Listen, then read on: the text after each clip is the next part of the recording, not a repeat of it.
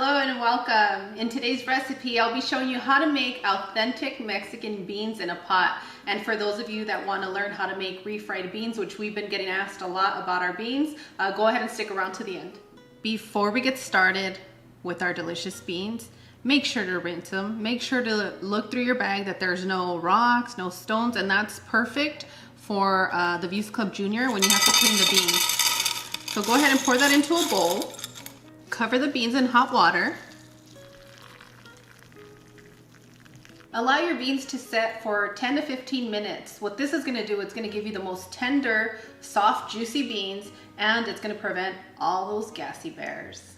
And after 10 to 15 minutes, you want to strain your beans and make sure not to rinse them anymore. Just keep them right here because they're going to go straight into our pot. We're going to be cooking our beans in our Mexican clay pot. We get asked a lot about Mexican clay pots, and you're in luck. If you can't go back to the motherland, we're going to link a reliable company that will sell you these magical little gems right here.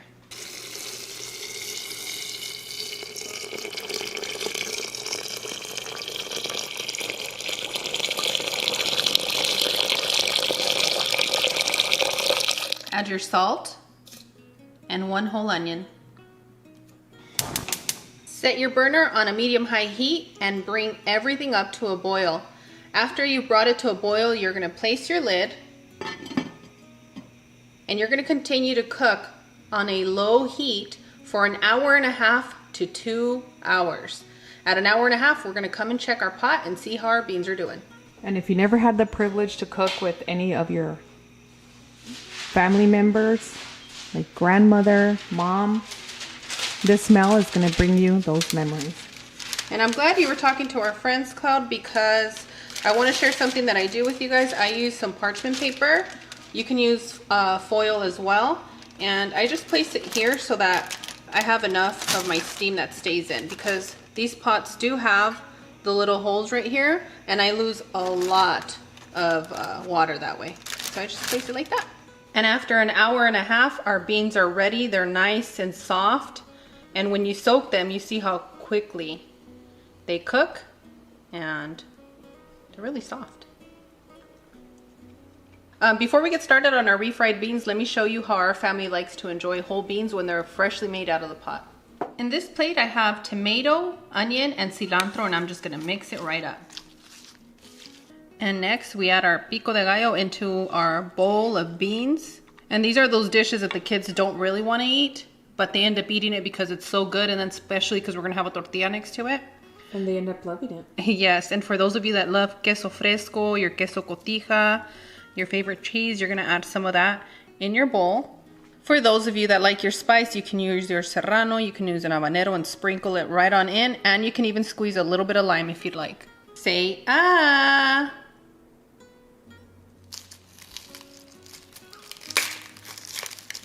Per cup of beans that I make, I tend to use half of a medium to small onion. Oh, look at it, it's like French. Cute. You gave it curtain bangs. I did. I did. You know, to avoid the crying, you can cut them right by the stove or put glasses on. Yes, but then our friends can't get the best view. So oh, that's right, this is a cooking show. This Sorry. is a cooking show, friends. If you're gonna chop your onions, make sure to chop them right next to your burner.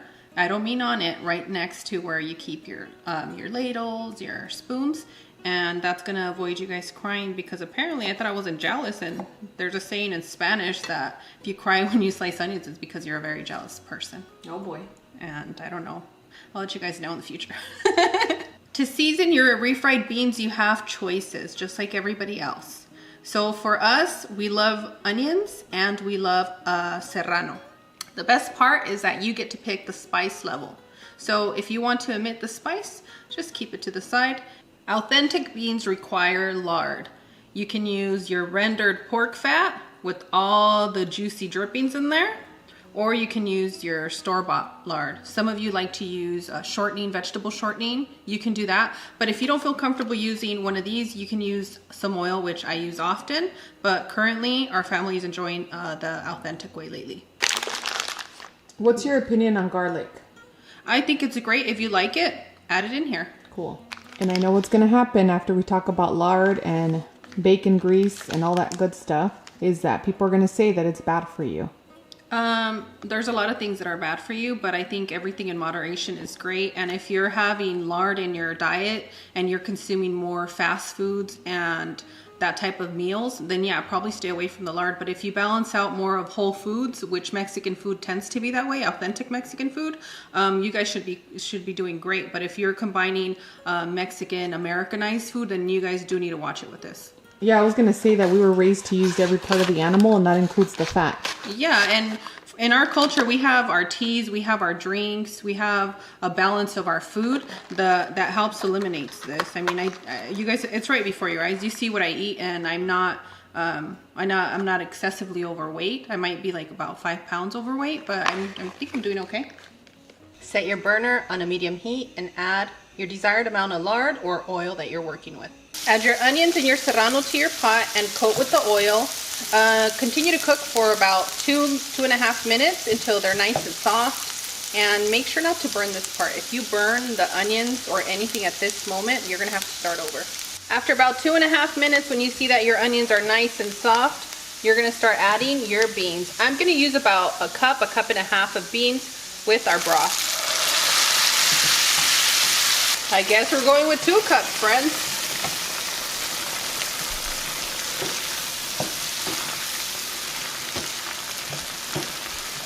Place your burner on a low heat and start mashing.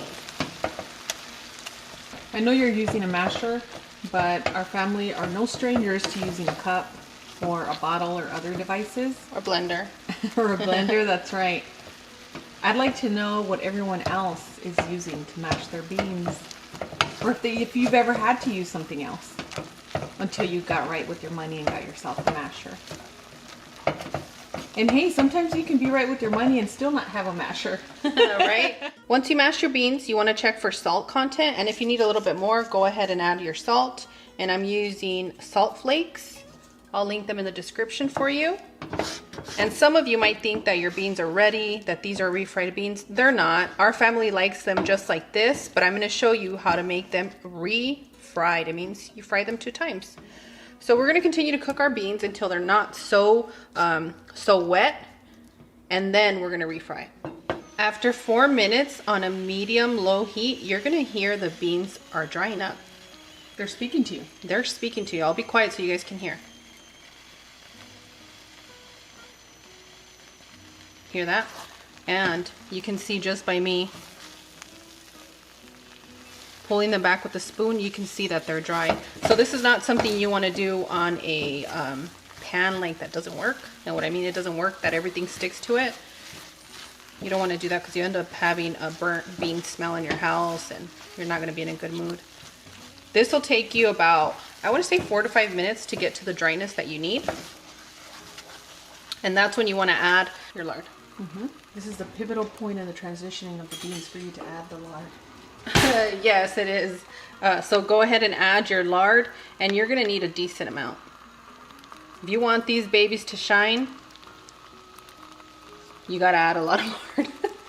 Hey, we didn't make up the rules. We're just following them. You want it authentic, here you go. Well, the rules for lard, that is. Yeah. So go ahead and stir that quickly. And once you add the lard at this point, you can smell the beans smell different. They smell a little bit more savory. They do. Once you've combined your lard into your beans, you're gonna cook them again for another 2.5 to 3 minutes, and we are gonna continuously stir periodically, if that makes sense. So give it a little stir like this. Then I'll let it set for about 10, 15, 30, 40 seconds. You guys, you know what you're doing. It's your house. It's your kitchen. When the beans are blowing you kisses, it's time to stir. Okay. That's a good tip, Cloud. Thank you. Mm-hmm. Or are they whistling at you? I don't know. Well, we have a saying in Spanish, que está tirando peditos. So that's what's happening. If you guys know what that means, let us know in the comments. You're so nasty for saying that. Oh, it's true. I mean, it's beans. I didn't want to, but somebody has to. Hasta las mejores familias, mija. I'm so happy that you're still here paying attention. I'm going to show you when your refried beans are ready. You see how smooth it is at the bottom? I do. Amazing. So when we did them prior, it was really dry here, remember? So you'll see that the beans move along where your spoon goes, your beans go. In a non-runny way, in a non-dry way. And guess what, amigos? And boom, done! Our refried beans are ready to serve. As always, my sister Cloud and I are wishing you the best. We absolutely adore you guys. We're so proud of each and every one of you that's cooking for your family. And on that one, we'll see you guys tomorrow. Bye! Adios!